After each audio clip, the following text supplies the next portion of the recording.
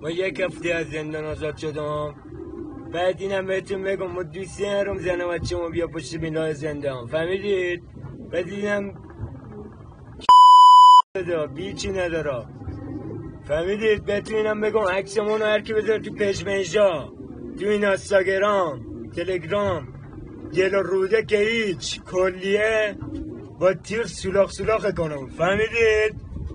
این گوشی ساده منه، پلیس امنیت میام منو میبره میاره، افتاد هنی چی شای هیچی نداره.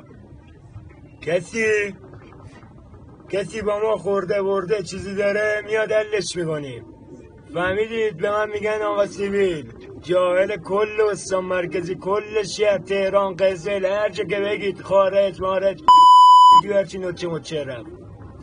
خداحافظ. گوه خوردم، ناموسن گوه خوردم. اسم چیه؟ اسمم رضا. چی میگفتی رضا؟ رضا